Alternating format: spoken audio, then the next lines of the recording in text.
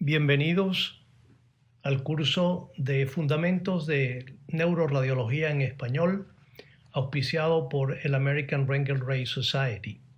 Les habla Diego Núñez y en esta charla discutiremos los aspectos radiológicos del trauma cerebral agudo con énfasis en los hallazgos en tomografía computada, así como algunas consideraciones de la utilidad de la resonancia magnética.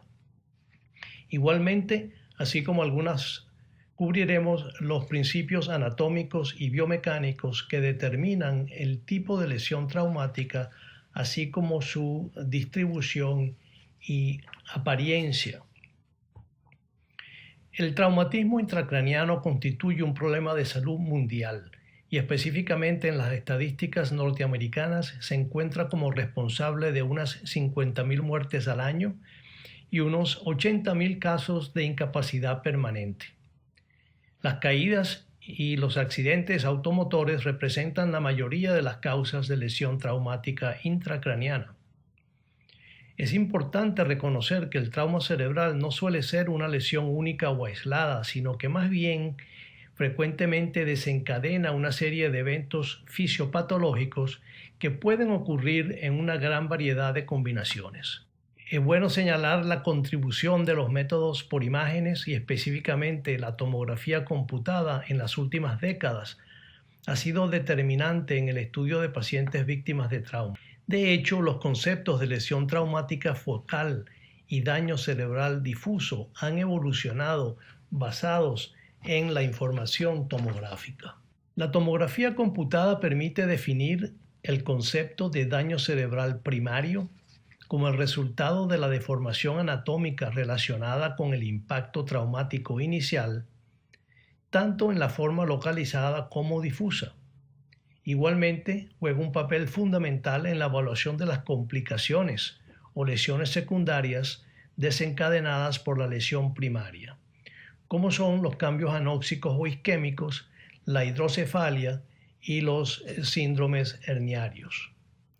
En esta presentación revisaremos la interacción entre el mecanismo traumático y los fundamentos anatómicos del cráneo y el cerebro como determinantes de la variada apariencia que tienen las imágenes de las lesiones traumáticas primarias intra y extraaxiales, así como las lesiones secundarias.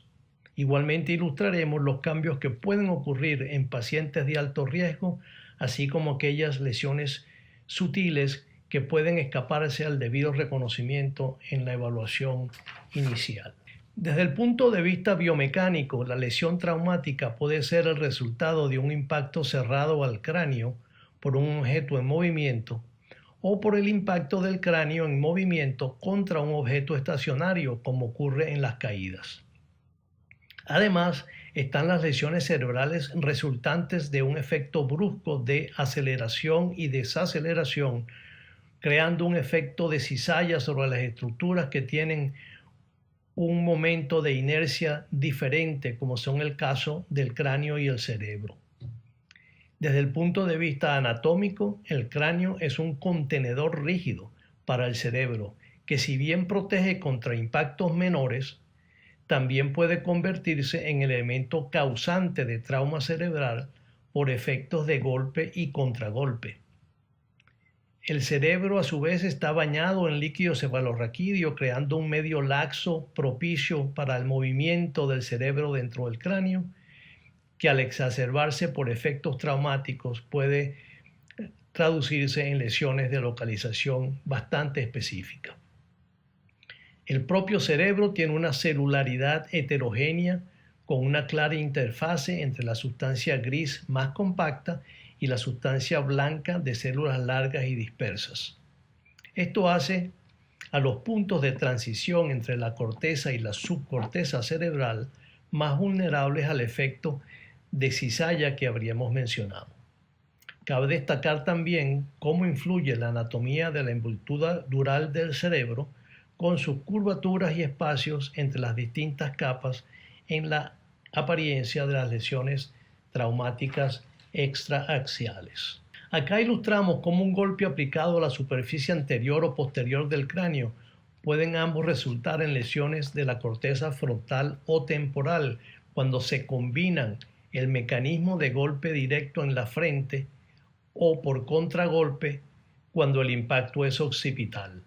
Estas lesiones corticales ocurren por el deslizamiento de la corteza frontotemporal sobre la superficie anfractuosa de la fosa anterior y el filo del ala esfenoidal.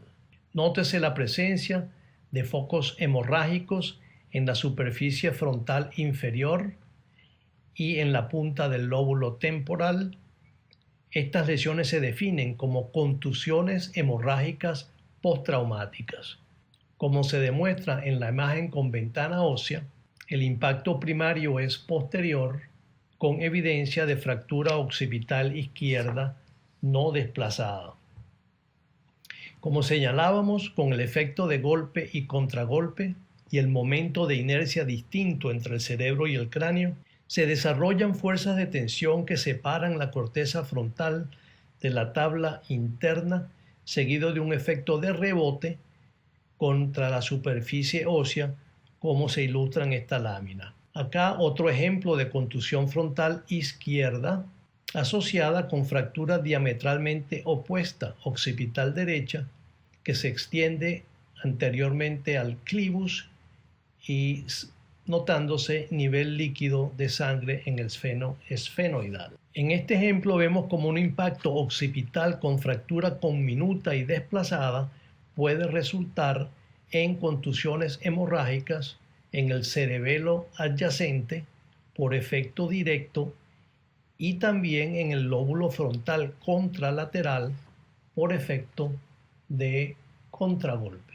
En resumen, las contusiones hemorrágicas debemos entenderlas como lesiones periféricas, predominantemente de la sustancia gris, que resultan del contacto directo de la corteza cerebral con la tabla craneana interna y con una distribución típicamente frontotemporal. Las lesiones hemorrágicas postraumáticas pueden ser de aparición tardía, como es el caso de ciertos pacientes de alto riesgo, como alcohólicos y ancianos con disturbios de la coagulación o con alteración de la autorregulación cerebral. Este caso ilustra la aparición de hemorragias confluentes parasagitales 48 horas después de una tomografía normal en un paciente que sufrió rápido deterioro del estudio neurológico.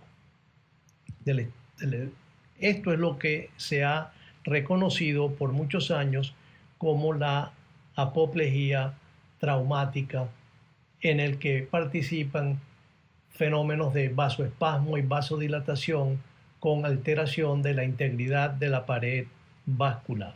Pasemos ahora a considerar un mecanismo distinto al contacto directo por golpe o contragolpe. Se trata de los movimientos de rotación en diversos planos a que es sometido el cerebro, resultantes de una brusca desaceleración, como ocurre con más frecuencia en los accidentes automotores de alta velocidad. En estos casos, el cerebro es sometido a fuerzas de tensión que operan en distintas direcciones y vulneran la integridad tisular.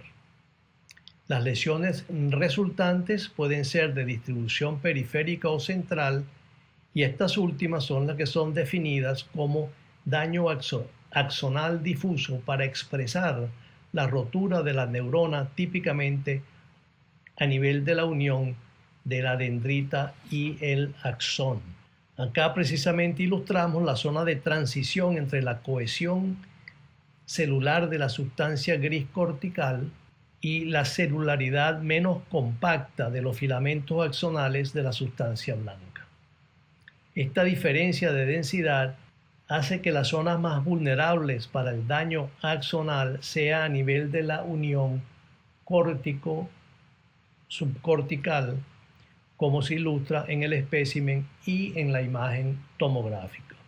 Desde el punto de vista histopatológico, el axón roto se manifiesta como un ovillo de retracción después del escape del material citoplasmático. Además de la interfase subcortical y debido a la desaceleración angular o con efecto de rotación asimétrica entre ambos hemisferios, las estructuras de la línea media son también particularmente propensas a las lesiones disruptivas del axón. En particular, el cuerpo calloso, como vemos en este ejemplo, con lesión obvia a nivel del esplenio, así como el tallo cerebral con lesiones de localización frontal, como se demuestra en estos dos casos inferiores. Abajo y a la izquierda incluimos un caso adicional para destacar la diferencia entre este tipo de lesión en la periferia del tallo, que ocurre más bien por contacto, es más bien una contusión por el efecto del borde libre del tentorio, como ocurre en la desaceleración longitudinal, y no realmente por el efecto descrito de cizalla de las lesiones axonales difusas.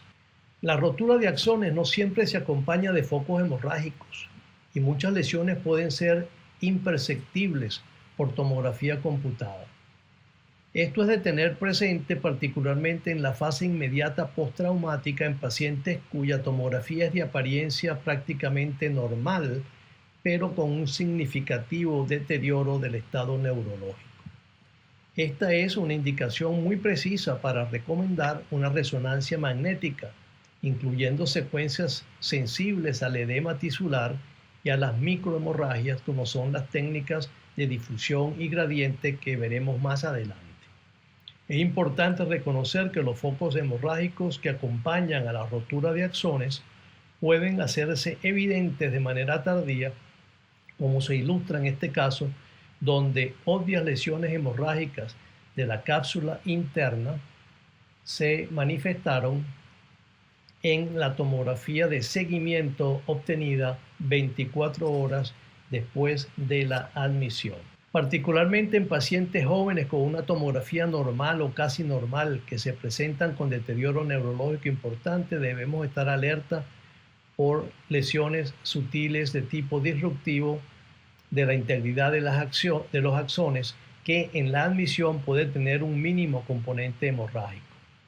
En estos casos debemos buscar lesiones incluso de apariencia puntiforme en las zonas de mayor incidencia de las lesiones axonales, como en este paciente con pequeños focos en el cuerpo calloso y el núcleo caudado, con pequeña cantidad de sangre en los cuernos occipitales, explicada en este caso por sangrado asociado del plexo venoso subependimario que acompañan las lesiones axonales yuxtaventricular.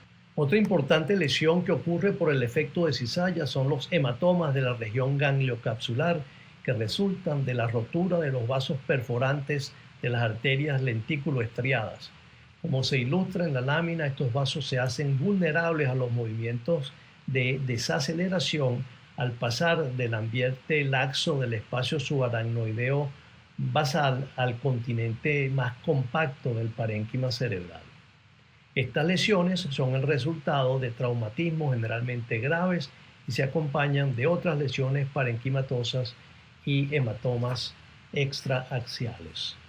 Revisemos ahora los elementos fundamentales de la anatomía de las meninges que determinan la configuración de las lesiones o colecciones postraumáticas extraaxiales, es decir, por qué se ven como se ven. La dura madre o envoltura más externa está formada por dos capas. La más superficial está íntimamente adherida a la tabla interna del cráneo y representa su periósteo. Las ramas de las arterias meningias están incluidas en esta capa y la rotura de estos vasos, generalmente asociado con una fractura de cráneo, causa un sangrado que definimos como epidural.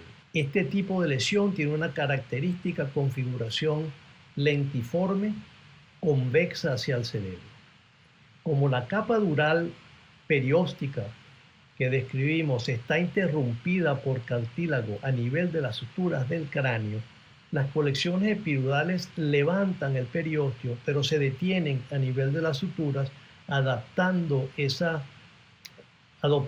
configuración abombada y relativamente localizada. La presencia de una densidad heterogénea, como vemos en estos dos ejemplos, es típicamente un signo de sangrado activo con hipodensidad producida por sangre no coagulada. Es importante recordar que la asociación de los hematomas epidurales con fractura de cráneo alrededor del 90% de los casos. Igualmente, como radiólogos debemos informar sobre la presencia de fragmentos óseos desplazados, del espesor o tamaño de la colección y la presencia de efecto de masa. Existen lineamientos neuroquirúrgicos establecidos para el tratamiento conservador o quirúrgico de estas lesiones basados en la edad y condiciones del paciente, pero sobre todo en la apariencia tomográfica de la lesión. Se estima que un volumen de 30 centímetros cúbicos, por encima de él debe hacerse una evacuación neuroquirúrgica y por debajo de 30 mililitros deben considerarse otras alternativas como se sugiere en la diapositiva. El paciente debe tener una escala de Glasgow superior a 8 y el espesor del hematoma no debe ser mayor de 5 milímetros ni debe haber daño neurológico focal. Las lesiones extraxiales y en particularmente los hematomas epidurales pueden tener una presentación muy discreta o sutil o ser casi imperceptibles en la admisión y debemos mantener, sin embargo, ojo avisor ante la posibilidad de crecimiento brusco de lesiones que no se veían inicialmente. Acá vemos el rápido crecimiento de un hematoma epidural apenas visible en la admisión y que en pocas horas tuvo un rápido crecimiento incluso con el nivel líquido. Una excepción debe ser hecha en cuanto a la configuración de las colecciones epidurales, las que cruzan la línea media en la convexidad craneana, ya que están asociados con sangrado por lesión de senos venosos, particularmente el seno venoso longitudinal o sus ramas aferentes.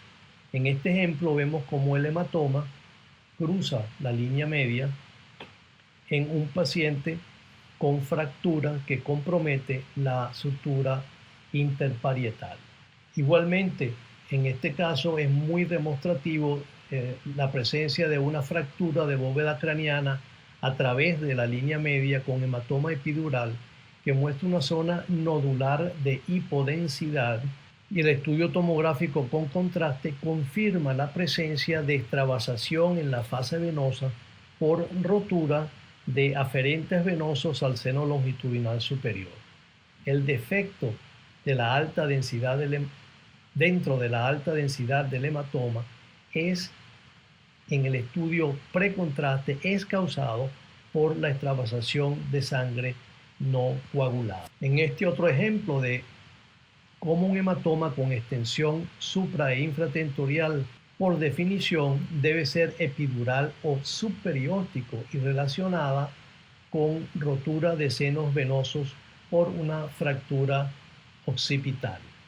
Particular atención debe prestarse a estas lesiones ya que el espacio de la fosa posterior es limitado y una rápida expansión del espacio epidural puede resultar en proceso herniario a través del foramen magnum en sentido inferior o a través de la hendidura del tentorio en sentido superior. Lesiones isquémicas del tallo cerebral y el cerebelo pueden ser rápidas complicaciones de hematomas de la fosa posterior. Otra localización frecuente de los hematomas epidurales de origen venoso es la fosa media del cráneo, donde fracturas del efenoides y la escamosa temporal pueden asociarse con lesiones de las venas esfenoparietales, como lo vemos en este ejemplo.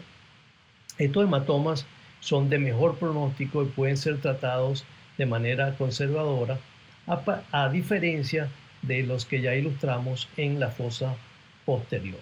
Revisemos ahora la localización de las colecciones o hematomas subdurales, los cuales se distribuyen en el espacio virtual que separa la capa profunda de la dura de la aracnoides. El sangrado en este espacio es de origen venoso por rotura de las pequeñas venas comunicantes de la capa reticular aracnoidea con la circulación venosa más periférica. El espacio subdural ofrece menos resistencia a la propagación del sangrado que el espacio epidural. La típica configuración del hematoma subdural es cóncava hacia la superficie cerebral y con frecuencia cubre una extensión importante del hemisferio en vez de limitarse a los planos de la superficie. Otra diferencia con el hematoma epidural es que a nivel de la línea media el subdural no cruza hacia el lado opuesto, sino que se insinúa hacia la superficie interhemisférica, precisamente siguiendo el plano de reflexión de la capa dural profunda. En estos casos ilustran la extensión más holohemisférica de los hematomas subdurales, los cuales pueden con frecuencia ser bilaterales y ejercer un efecto de masa importante. Sin embargo, debe tenerse en cuenta que en oportunidades la bilateralidad puede acompañarse de ausencia de cambios en la posición de la línea media, como en este caso donde prácticamente se cancelan uno a otro. En este paciente también debe destacarse el aspecto heterogéneo de la densidad del hematoma, como ocurre en las fases subagudas, tardías y crónicas del hematoma. En los casos de hematomas subdurales más crónicos puede presentarse una situación como la que acá ilustramos, donde la presencia de sinequias durales y tabiques de tejido de granulación pueden impedir la libre disipación del hematoma, apareciendo en forma de múltiples pequeñas colecciones que remedan la configuración lentiforme de los epidurales. Esto es, sin embargo, un hematoma subdural tabicado en varios sitios. En el grupo de lesiones traumáticas extraxiales que pueden ser de difícil reconocimiento en una evaluación inicial están también los muy pequeños hematomas del espacio subdural, como lo ilustramos en este caso. Estos también pueden expandirse rápidamente, lo cual ocurrió en este paciente cuando todavía se encontraba en la sala de urgencias. Los cambios de densidad de las colecciones hemáticas debemos tenerlas también presentes, ya que puede darse la situación donde la degradación de la hemoglobina determine una densidad comparable al parénquima cerebral adyacente. Generalmente esto ocurre en la fase subaguda. En ausencia de un evidente efecto de masa, una colección isodensa puede pasar desapercibida, como fue el caso en este paciente, en el cual la tomografía no fue interpretada como concluyente inicialmente, solamente se apreció un discreto efecto de masa sobre el cuerno ventricular frontal y se indicó una resonancia magnética que claramente demostró el hematoma subdural subagudo. Una distribución muy característica del hematoma subdural es su extensión tentorial, y como quiera que el tentorio separa los dos hemisferios cerebrales de la fosa posterior, la sangre de un subdural puede tener localización supra o infratentorial. Aquí les ilustro dos ejemplos donde la reconstrucción coronal es fundamental para establecer esta importante diferencia.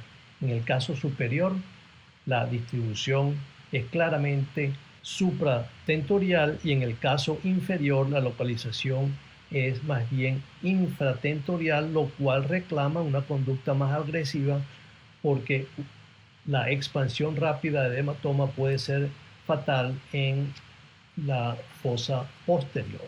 Otro ejemplo que ilustra cómo la imagen con reconstrucción multiplanar es indispensable para entender la extensión de las colecciones extraxiales alrededor de la tienda del cerebelo y hacer la adecuada descripción para el neurocirujano. Vemos cómo la lesión infratentorial incluso se extiende hasta el espacio subdural anterior y al foramen.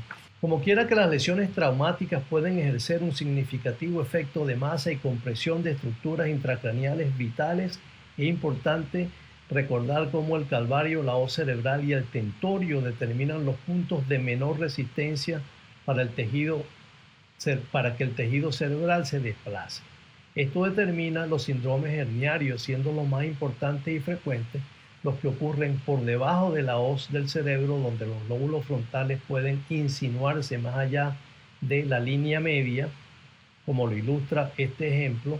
Y nótese también el aspecto más corto de la hoz cerebral en la parte anterior, lo cual permite precisamente esta herniación de los lóbulos frontales por debajo de la hoz. Este es un ejemplo de un gran hematoma epidural con importante desplazamiento de tejido cerebral y hernia cerebral frontal por debajo de la hoz, complicado por un infarto de la distribución de la arteria cerebral anterior. Anatómicamente, esto se espera ya que la cerebral anterior y sus ramas pericallosa y calloso marginal son vulnerables al atrapamiento en el proceso hernario, resultando en oclusión e infarto.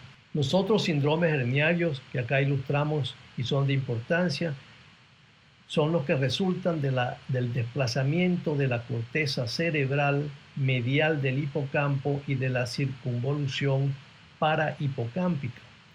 Estas se reconocen como obliteración de las cisternas supracelar, perimesencefálica y ambiens por el desplazamiento de las mencionadas estructuras corticales, lo cual puede ocurrir en sentido inferior o en sentido superior cuando el efecto de masa se ubica en la fosa posterior. Este caso nos demuestra cómo el extenso hematoma subdural derecho produce un significativo desplazamiento de las estructuras de la línea media, incluido el tallo cerebral, lo cual determina un paradójico ensanchamiento del espacio mesencefálico ipsilateral, además del importante componente herniario transtentorial y por debajo de la hoz del cerebro. Los síndromes herniarios transtentoriales pueden resultar en atrapamiento y oclusión de la arteria cerebral posterior e infarto, como se demuestra en este caso. Recuérdese que la arteria cerebral posterior cabalga justo por encima del borde libre del tentorio y puede ser atrapada allí por el efecto de masa. Ya nos habíamos referido al espacio limitado de la fosa posterior para acomodarse a las lesiones traumáticas expansivas, como ocurre en este paciente con hematoma venoso epidural y evidencia de herniación del vermis a través de la hendidura del tentorio en sentido superior. Uno de los factores que puede afectar negativamente el curso de las lesiones traumáticas es la anticoagulación, particularmente en ancianos que también tienen trastornos de autorregulación cerebral. Nótese las extensas lesiones traumáticas en este paciente anticoagulado que incluyen los compartimientos subdurales, subaracnoideo, intraparenquimatoso con atrapamiento ventricular e incluso hemorragia en el tallo cerebral, definida como hemorragia de Duret, la cual ocurre con el brusco descenso del tallo cerebral por lesión expansiva supratentorial. Esto determina estiramiento y rotura de las ramas perforantes de la arteria basilar, resultando en una lesión isquémica hemorrágica del tallo. En trauma cerebral, quizás la lesión hemorrágica más frecuente es la hemorragia subaracnoidea, y a veces puede ser muy sutil y localizada, lo cual la diferencia del efecto más bien masivo o generalizado de la hemorragia subaracnoidea de origen arterial aneurismática, que típicamente es de distribución basal. Este caso nos revela la apariencia localizada de una hemorragia subaracnoidea casi imperceptible, también demostrada en la secuencia de FLAIR o inversión. De modo que, en resumen, quería alertarlos de las lesiones pequeñas o sutiles que pueden tener mala repercusión para el paciente si no las reconocemos adecuadamente en la fase traumática inicial. En tal sentido, las contusiones frontales, que pueden confundirse con artefactos, los pequeños hematomas extraxiales con potencial para expandirse, como ya les indicamos, la hemorragia subaracnoidea, que pueden ser de muy difícil reconocimiento, y las pequeñas lesiones de daño axonal difuso. En general, las indicaciones para la resonancia magnética son limitadas a la evaluación de pacientes en los que el deterioro neurológico no se compagina con los hallazgos tomográficos normales o casi normales. Es importante en este contexto señalar la importancia del trauma cerebral menor o síndrome de aturdimiento postraumático, términos intercambiables para referirse a pacientes con escala de Glasgow superior a 13, pero con episodios de amnesia o desorientación postraumática transitoria. Generalmente la evaluación tomográfica inicial es normal, pero existen estadísticas que señalan la posibilidad de un hallazgo significativo en aproximadamente 6% de los pacientes que llenan estas condiciones. Hay creciente interés en el uso de la resonancia magnética en estos pacientes con trauma menor para detectar potenciales lesiones ocultas en las más sensibles secuencias de difusión y susceptibilidad magnética. Una de las secuencias más importantes que estamos utilizando para la evaluación de este tipo de lesiones es la secuencia de susceptibilidad magnética, que es una secuencia volumétrica de gradiente de eco con compensación de flujo que aprovecha el efecto paramagnético de la deoxihemoglobina con técnica de T2 estrella, omitiendo el pulso repetido que se usa en las técnicas de spin echo.